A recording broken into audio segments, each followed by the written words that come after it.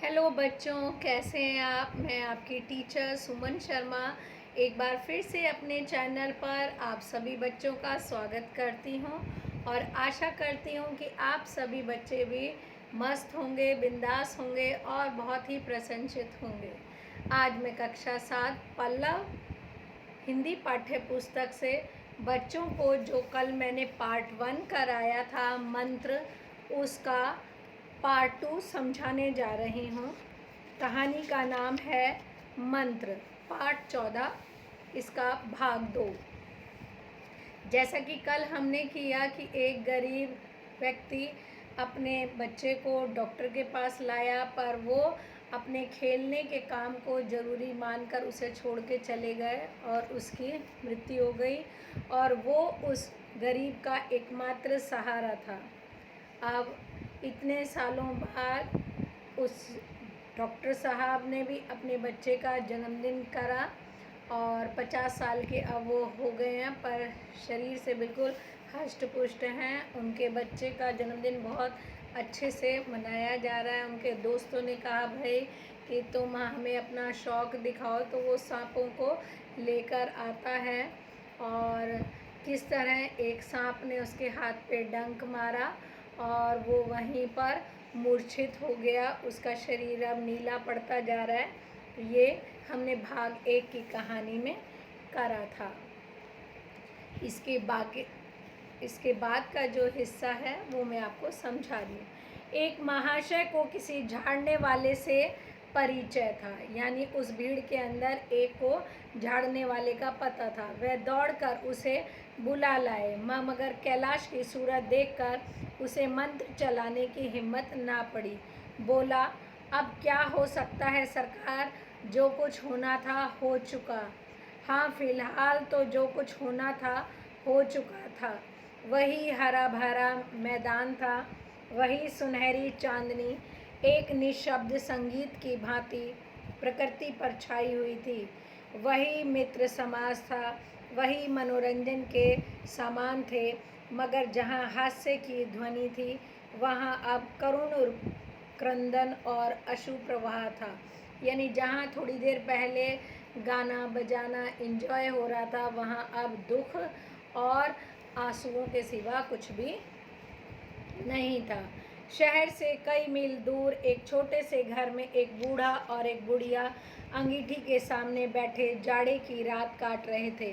बूढ़ा नारियल पीता था और बीच बीच में खांसता था। बुढ़िया दोनों घुटनियों में सिर डाले आँख की ओर ताक रही थी। एक मिट्टी के तेल की कुप्पी ताक पर जल रही थी। घर पर ना चारपाई थी ना बिछौना। एक किनारे थोड़ी सी पुआल पड़ी थी। इसी कोठरी में एक चूल्हा था। बुढ़िया दिन भर उपले और सूखी लकड़ियाँ बटोरती थी। बूढ़ा रस्सी बट के बाजार में बेच आता था। यही उनकी जीविका थी। उन्हें ना किसी के ने रोते देखा ना हंसते। उनका सारा समय जीवित रहने में कट जाता था। मौत द्वार पे खड़ी थी, रोने या हंसने की कहाँ फुर्सत। बुढ़िया ने पूछा, कल के लिए तो सन तो है नहीं, क्या काम करोगे। सन मतलब रस्सी बांटने का, कि कल के लिए कुछ है नहीं, अब तुम क्या करोगे। जाकर झगड़ू शाह से 10 सेर सन उधार लाऊंगा। उसके पहले के पैसे तो दिए ही नहीं और उधार कैसे देगा। ना देगा ना सही, घास तो कहीं नहीं गई है। दोपहर तक क्या 2 आने की भी ना काटूंगा। इतने में एक आदमी ने द्वार पे आवाज़ दी, भगत भगत क्या सो गए, जरा किवाड़ खोलो। भगत ने उठकर किवाड़ खोल दिया। एक आदमी ने अंदर आके कहा, कुछ सुना, डॉक्टर चड्डा बाबू के लड़के को सांप ने काट लिया। भगत ने चौंक के कहा, चड्डा बाबू के लड़के को? वही चड्डा बाबू ना, जो छावनी के बंगले में रहते हैं। हाँ हाँ वही, शहर में हल्ला मचा हुआ है। जाते हो तो जाओ, आदमी बन जाओगे। बूढ़े ने कठोर भाव से सिर हिला के कहा, मैं नहीं जाता, मेरी बला जाए। वही चड्डा है, खूब जानता हूँ। भैया को लेकर उन्हीं के पास गया था। खेलने जा रहे थे, पैरों पर गिर पड़ा कि एक नज़र देख लीजिए, मगर सीधे मुंह तक ना बात की। भगवान बैठे सुन रहे थे। अब जान पड़ेगा कि बेटे का गम कैसे होता है। कई लड़के हैं। नहीं नहीं, यही तो एक लड़का था। सुना है, सबने जवाब दे दिया। भगवान बड़ा कारसाज है। उसकी बख्त तेरी आंखों से आंसू निकल रहे थे, पर उन्हें दया भी नहीं आई थी। मैं तो उनके द्वार पर होता तो भी बात ना पूछता। तो ना जाओगे? हमने तो सुना था, सो कह दिया। अच्छा किया, अच्छा किया। कलेजा ठंडा हो गया, आंखें ठंडी हो गई, लड़का भी ठंडा हो गया होगा। तुम जाओ, अब चैन की नींद सोऊंगा। बुढ़िया से, जरा तंबाकू दे दे, एक चिलम और पीऊँगा। अब मालूम होगा लाला को, सारी साहिबी निकल जाएगी। हमारा क्या बिगड़ा? लड़के के मर जाने से कुछ राज तो चला नहीं गया। जहाँ 6 बच्चे गए थे, वहाँ एक और चला गया। तुम्हारा तो राज सूना हो जाएगा। उसी के वास्ते सब गला दबा दबा के जोड़ा था ना। अब क्या करोगे? एक बार देखने जाऊंगा, पर कुछ दिन बाद मिजाज का हाल पूछूंगा। आदमी चला गया। भगत ने किवाड़ बंद कर लिया। तब चिलम पे तंबाकू रखकर पीने लगा। यानी उसके अंदर इतना दुख था कि जब मैं अपने बेटे को उनके पास लेके गया था और किस तरह उन्होंने एक पल के लिए मेरे बच्चे को देखा नहीं और अपने खेलने चले गए, तो आज जब दूसरा व्यक्ति बताने आया तो अपने दिल की भड़ास निकाल रहे हैं कि हमारे तो 6 गए थे, एक और चला गया, कोई फ़र्क नहीं पड़ेगा, पर अब उसका हाल मैं जानूंगा थोड़े दिनों के बाद। बुढ़िया ने कहा, इतनी रात गए, जाड़े पाले में कौन जाएगा? अरे दोपहर ही होता तो भी मैं ना जाता। सवारी दरवाजे पे लेने आती तो भी ना जाता। भूल नहीं गया हूँ। पन्ना की सूरत आज भी आंखों में फिर रही है। कह रहे, चाहे दोपहर हो, चाहे रात हो, या कोई गाड़ी भेजता तो भी मैं उसको नहीं उसके पास जाता, क्योंकि मुझे अपने पन्ना बेटे की शक्ल सामने दिखाई दे रही है। इस निर्दयी ने उसे एक नज़र देखा तक नहीं। क्या मैं ना जानता था कि वह ना बचेगा? खूब जानता था। चड्डा भगवान नहीं थे कि उन्हें एक निगाह देख लेने से अमृत बरस जाता। नहीं, खाली मन की दौड़ थी, जरा तसल्ली हो जाती, बस इसीलिए उनके पास दौड़ा गया था। अब किसी दिन जाऊंगा और कहूँगा, क्यों साहब कहिए, क्या रंग है? दुनिया बुरा कहेगी कहे, कोई परवाह नहीं। छोटे आदमियों में तो सब ऐब होते हैं, बड़ों में कोई ऐब नहीं होता, वो तो देवता होते हैं। भगत के लिए यह जीवन में पहला अवसर था कि ऐसा समाचार पाकर वह बैठा ही रह गया हो। 80 वर्ष के जीवन में ऐसा कभी नहीं हुआ था कि सांप की खबर पाकर वह दौड़ न गया हो। माघ पूस की अंधेरी रात, चैत बैसाख की धूप और लू, सावन भादों की चढ़ी हुई नदी और नाले, किसी की उसने कभी परवाह नहीं की। वह तुरंत घर से निकल पड़ता था, निस्वार्थ और निष्काम। बता रहे हैं कि आज तक कभी भी सांप काटे की बात सुनकर वो घर में नहीं रुकता था। चाहे ठंड हो, बरसात हो, बाढ़ आ रही हो, वो हमेशा चला जाता था। लेन देन का विचार कभी दिल में आया नहीं। यह ऐसा काम ना था। जान का मूल्य कौन दे सकता है? यह एक पुण्य कार्य था। सैकड़ों निराशों को उसने मंत्रों ने जीवन दान दिया था, पर वह आज घर से अंदर नहीं निकाल सका। यह खबर सुनकर सोने जा रहा है। बुढ़िया ने कहा, तंबाकू अंगीठी के पास रखी हुई है, उसके भी आज 2.5 पैसे हो गए, देती ही ना थी। बुढ़िया यह के लेटी। बूढ़े ने कुप्पी बुझाई, कुछ देर खड़ा रहा, फिर बैठ गया। अंत में लेट गया, पर यह खबर उसके हृदय पर बोझ की भांति रखी हुई थी, क्योंकि 80 साल में कभी भी उसने ऐसा नहीं करा था और अब ऐसा वो कर रहा है तो उसके दिल पर एक बहुत भारी बोझ हो गया।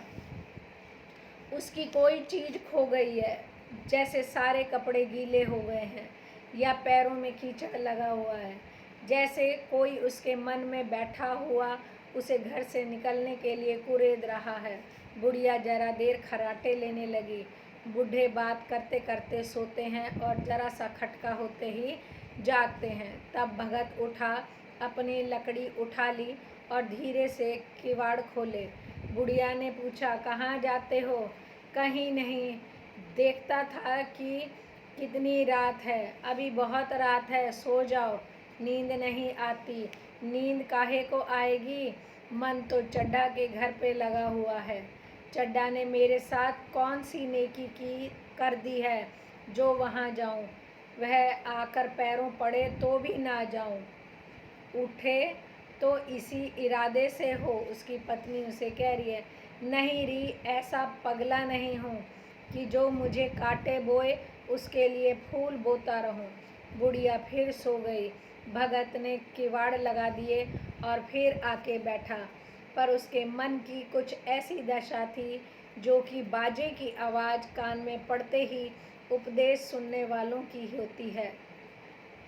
आंखें चाहे उपदेशक की हों या कान बाजे की ओर होते हैं, दिल में बाजे की ध्वनि गूंजती रहती है। यानी कि ढोल बाजों की ठाप उसे जिस तरह से परेशान करती है लोगों को, वही हाल अब उसका हो रहा है।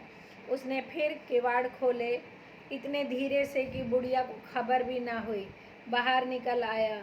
उसी वक्त गांव का चौकीदार गश्त लगा रहा था। बोला, कैसे उठे भगत? आज तो बड़ी सर्दी है, कहीं जा रहे हो क्या? भगत ने कहा, नहीं जी, जाऊंगा कहाँ? देखता था अभी कितनी रात है, भला के बजे होंगे? चौकीदार बोला, 1 बजा होगा, और क्या? अभी थाने से आ रहा था तो डॉक्टर चड्ढा बाबू के बंगले पे बड़ी भीड़ लगी हुई थी। उनके लड़के का हाल तो तुमने सुना होगा, कीड़े ने छू लिया है। चाहे मर भी गया हो, तुम चले जाओ तो शायद बच जाए। सुना है 10,000 देने को तैयार है। भगत, मैं तो ना जाऊं, चाहे वह 10 लाख भी दे दे। बस 10,000 या 10 लाख लेके करना क्या है? कल मर जाऊंगा, फिर कौन भोगने वाला बैठा हुआ है? चौकीदार चला गया। भगत ने आगे पैर बढ़ाया। जैसे नशे में आदमी की देह अपने को काबू नहीं रखती, पैर कहीं रखता पड़ता कहीं है, कहता कुछ है, जबान से निकलता कुछ है। वही हाल इस समय भगत का हो रहा है। यानी बोल रहा है नहीं जाऊंगा, पर उस तरफ बढ़ा जा रहा है। मन में प्रतिकार था, पर कर्म मन के अधीन ना था। जिसने कभी तलवार नहीं चलाई, वह इरादा करने पर भी तलवार नहीं चला सकता। उसके हाथ कांपते हैं, उठते ही नहीं। यानी जिस व्यक्ति ने कभी तलवार नहीं उठाई और वो कहे मैं मार रहा हूँ, तो उसके हाथ कांपते हैं। यही हाल उसका हो रहा है। भगत लाठी खटखट करता लपका चला जाता था। चेतना रोकती थी, पर वह उपचेतना ठेलती थी। यानी मन की आवाज़ आती थी, मत जा भगत, पर फिर भी वो जा रहा था। सेवक स्वामी पर हावी था। आधी राह निकल जाने के बाद सहसा भगत रुक गया। हिंसा ने क्रिया पर विजय पाई। मैं यूं ही इतनी दूर चला आया। इस जाड़े पाले में मरने की मुझे क्या पड़ी थी? आराम से सोया क्यों नहीं? नींद न आती ना सही, 2-4 भजन ही गाता। व्यर्थ इतनी दूर दौड़ा गया। चड्ढा का लड़का रहे या मरे, मेरी बला से मेरे साथ उन्होंने ऐसा कौन सा सुलूक किया था कि मैं उनके लिए मरूं? दुनिया में हजारों मरते हैं, हजारों जीते हैं, मुझे किसी के मरने जीने से क्या मतलब? फिर से उसका मन हावी हो गया और वो ये बातें सोचने लगा। मगर उपचेतना ने अब एक दूसरा रूप धारण किया। जो हिंसा से बहुत कुछ मिलता जुलता था, वह झाड़ फूँक करने नहीं जा रहा है। वह देखेगा कि लोग क्या कर रहे हैं। डॉक्टर साहब का रोना पीटना देखेगा कि किस तरह सिर पीटते हैं और किस तरह पछाड़े खाते हैं। वह देखेगा कि बड़े लोग भी छोटों की ही भांति रोते हैं या सब्र कर जाते हैं। वे लोग तो विद्वान होते हैं, सब्र कर जाते होंगे। हिंसा भाव को यूं धीरज देता हुआ वह आगे बढ़ा। उसने ये सोचा, चलो अब की बार मैं उनका ये सब देख आता हूँ। यह सब जानने के लिए वो आगे बढ़ता जा रहा है। इतने में दो आदमी आते दिखाई दिए। दोनों बातें करते चले जा रहे थे। चड्ढा बाबू का घर उजड़ गया, वही तो एक लड़का था। भगत के कान में आवाज़ पड़ी। उसकी चाल और तेज हो गई। थकान के मारे पांव उठते ना थे। शिरोभाग इतना बढ़ा जाता था मानो मुंह के बल गिर पड़ेगा। इस तरह वह कोई 10 मिनट चला होगा कि डॉक्टर साहब का बंगला नजर आया। बिजली की बत्तियां जल रही थी मगर सन्नाटा छाया हुआ था। रोने पीटने की आवाज़ भी ना आती थी। भगत का कलेजा धक धक करने लगा। कहीं मुझे देर तो नहीं हो गई। वह दौड़ने लगा। अपनी उम्र से वह इतना तेज कभी नहीं दौड़ा था। बस यही मालूम होता था कि उसके पीछे मौत दौड़ी आ रही है। यानी अपने जीवन में वो कभी इतनी तेज़ नहीं दौड़ा था जितना कि आज वो दौड़ता हुआ आ रहा है। ऐसा आभास हो रहा है कि जैसे मौत उसके पीछे पड़ गई हो। 2 बज गए थे। मेहमान विदा हो गए। रोने वालों में केवल आकाश के तारे रह गए थे और सभी रो रो कर थक गए थे। बड़ी उत्सुकता के साथ लोग रह रह के आकाश की ओर देखते कि किसी तरह सुबह हो और लाश गंगा की गोद में दी जाए। सहसा भगत के द्वार पे पहुंचकर आवाज़ दी, डॉक्टर साहब समझे कोई मरीज आया होगा। किसी और दिन उन्होंने उस आदमी को दुत्कार दिया होता, मगर आज बाहर निकल आए। देखा एक बूढ़ा आदमी खड़ा है, कमर झुकी हुई, पोपला मुंह, भौहें तक सफ़ेद हो गई थी, लकड़ी के सहारे काँप रहा था। बड़ी नम्रता से बोले, क्या है भाई, आज तो हमारे ऊपर ऐसी मुसीबत पड़ गई है कि कुछ कहते नहीं बनता, फिर कभी आना। भगत ने ये सब सुना। भगत ने कहा, सुन चुका हूँ बाबूजी, इसलिए आया हूँ। भैया कहाँ है, जरा मुझे दिखा दीजिए। भगवान बड़ा कारसाज है, मुर्दे को भी जिला सकता है। कौन जाने अब भी उसे दया आ जाए। चड्ढा ने व्यथित स्वर से कहा, चलो देख लो। मगर 3-4 घंटे हो गए, सो कुछ होना था हो चुका। बहुतेरे झाड़ने फूकने वाले देख देख कर चले गए। डॉक्टर साहब को आशा तो क्या होती, हाँ बूढ़े पर दया आ गई। अंदर ले गए। भगत ने लाश को 1 मिनट तक देखा, तब मुस्कुरा के बोला, अभी कुछ नहीं बिगड़ा है बाबूजी। नारायण चाहेंगे तो भैया आधे घंटे में उठ जाएंगे। आप नाहक दिल छोटा कर रहे हैं, जरा कहारों से कहिए पानी तो भरें। कहारों में पानी भर भर के कैलाश को नहलाना शुरू कर दिया। पाइप बंद हो गया था। कहारों की संख्या अधिक ना थी, इसलिए मेहमानों ने अहाते के बाहर कुएं से पानी भर भर के कहारों को दिया। मृणाल ने कलसा भर भर के पानी ला रही थी। बूढ़ा भगत खड़ा मुस्कुरा कर मंत्र पढ़ रहा था, मानो विजय उसके सामने खड़ी है। जब एक बार मंत्र समाप्त हो जाता तब वह एक जड़ी कैलाश को सूंघा देता। इस तरह ना जाने कितने घड़े कैलाश के सिर पर डाले गए और ना जाने कितनी बार भगत ने मंत्र फूका। आखिर जब उषा ने अपनी लाल लाल आंखें खोली, यानी सवेरे हुई, तो कैलाश की भी लाल लाल आंखें खुल गई। एक क्षण में अंगड़ाई ली और पानी पीने को मांगा। डॉक्टर चड्ढा ने दौड़कर नारायणी को गले लगा लिया। नारायणी दौड़कर भगत के पैरों पे गिर पड़ी और मृणालिनी कैलाश के सामने आंखों के आंसू भरे पहुँचने लगी। अब कैसी तबीयत है, ये उसने कहा। एक क्षण में चारों ओर खबर फैल गई। मित्रगण मुबारकबाद देने आने लगे।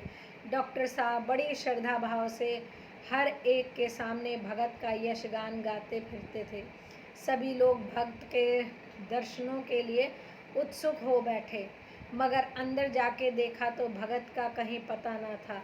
लोगों ने कहा, अभी तो यहीं बैठे चिलम पी रहे थे, हम लोग तंबाकू देने गए तो नहीं ली, अब पास से तंबाकू निकाल कर भरी। यहाँ तो भगत की चारों ओर तलाश होने लगी और भगत लपका हुआ घर चला जा रहा था, पर बुढ़िया के उठने से पहले पहुँच जाऊँ। जब मेहमान चले गए तो डॉक्टर साहब ने नारायणी से कहा, बुढ़ा ना जाने कहाँ चला गया, एक चिलम तंबाकू का भी रवादार ना हुआ। नारायणी ने कहा, मैंने तो सोचा था इसे कोई बड़ी रकम दूंगी। चढ़ा, रात को तो मैंने नहीं पहचाना, पर अंधेरा जरा साफ हो जाने पर पहचान गया। एक बार यह एक मरीज को लेकर आया था। मुझे अब याद आता है कि मैं खेलने जा रहा था और मैंने मरीज को देखने से इनकार कर दिया था। आज उस दिन की बात याद करके मुझे जितनी गिलानी हो रही है उसे मैं प्रकट नहीं कर सकता। मैं उसे खोज निकालूंगा और उसके पैरों पे गिरकर अपना अपराध क्षमा कराऊंगा। वह कुछ लेगा नहीं, मैं जानता हूँ। उसका जन्म यश की वर्षा करने के लिए ही हुआ है। उसकी सज्जनता ने मुझे एक ऐसा आदर्श दिखा दिया कि अब से जीवन पर्यंत मेरे सामने रहेगा। यानी उस डॉक्टर की आंखें खोल दी कि सबसे पहला धर्म डॉक्टर का क्या होना चाहिए। मुंशी प्रेमचंद ने इस मंत्र कहानी के माध्यम से उस डॉक्टर की आंखें खोल दी और डॉक्टर ने कहा, अब मैं ज़िंदगी भर अपने कर्म को नहीं भूलूंगा। एक बार इस पाठ के शब्दार्थ देखते हैं। चिक यानी पर्दा, दुहाई, सहायता के लिए पुकार, चौखट जिसमें किवाड़ के पल्ले लगे होते हैं, दीन बंधु गरीबों के भाई, निश्चल यानी निश्चल माने चेतना रहित, निर्मम ममता से रहित, कलह यानी झगड़ा, आर्द्र यानी दुखी, संयम अंकुश, हुक्मकाम अधिकारी, प्रहसन यानी हास्य नाटक, मार्को यानी छाप, व्यसन यानी नशा, रफू यानी गायब, कांति यानी तेज, मलिन धूमिल, नौबत स्थिति, जीविका यानी पेशा, कारसाज यानी दयालु, मिजाज यानी स्वभाव, प्रतिकार यानी बदला, सलूक यानी व्यवहार, उषा यानी सवेरा, मुबारकबाद यानी बधाई। आई होप ये पाठ आपको बहुत अच्छे से समझ में आया होगा। मुंशी प्रेमचंद जी ने समाज की एक मार्मिक बात को लेकर अपनी बात को समझाया है कि हमें अपने कर्म को कभी नहीं भूलना चाहिए, चाहे कोई अमीर हो चाहे हो गरीब, कर्म सबसे पहले होना चाहिए। तो बच्चों, एक बार पुनः आप इस कहानी को पढ़ें, सुने और समझें, आपको अच्छे से समझ में आ जाएगी। ओके बच्चों, बाय, टेक केयर।